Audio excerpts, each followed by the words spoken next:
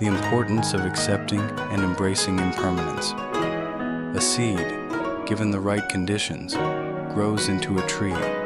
The tree bears fruit, which falls to the ground, carrying the seed that will grow into a new tree. Winter gives way to spring, which blossoms into summer, mellows into autumn, and finally sleeps in winter again. The old makes way for the new evolves into the old. This is the rhythm of existence, the fundamental cycle of change and renewal that governs all life. Now, if this is the fundamental nature of reality, then why do we humans find it so difficult to accept impermanence? Why do we spend so much of our lives striving for permanence in a world that is fundamentally impermanent? Alan Watts had quite a bit to say on this matter. He noticed that many of us are addicted to permanence. We desire permanent happiness, permanent love, permanent peace. But these desires, Watts suggested, are misguided, for one cannot exist without the other. Without impermanence, there can be no change, no growth. Without the night, there is no day. Without the ebb, there is no flow. Watts often spoke about how our perceptions of time and our desires for permanence make us fearful of change and death. He recognized that our fear of death is in many ways a fear of impermanence. However, he argued that understanding and accepting the impermanent nature of existence can alleviate this fear. Drawing from Eastern philosophies, Watts invited us to observe the natural world, where life and death are not separate, but are part of the same continuous cycle.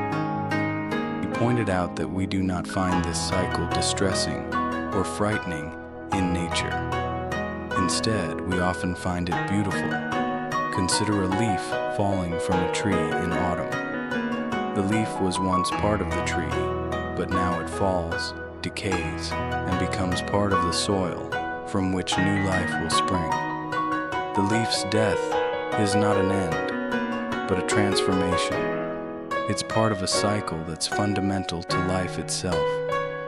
According to Watts, if we can come to see our own lives in this way, we can alleviate much of the suffering that comes from our fear of impermanence and change. We are like that leaf, part of a much larger, beautiful, ever-changing process.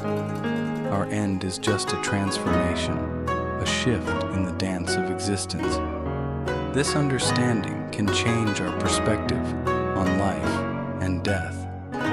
It allows us to embrace our existence as a beautiful, ever-changing process, rather than a static state to be clung to desperately.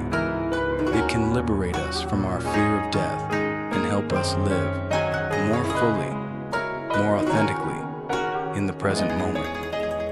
We'll explore this concept further in the next sections, where we'll discuss the role of suffering in personal growth and spiritual development, the beauty of life's imperfections, and the importance of authenticity. As we proceed, let's bear in mind the wisdom of Watts's words. The only real you is the one that comes and goes, manifests and withdraws itself eternally, in and as every conscious being.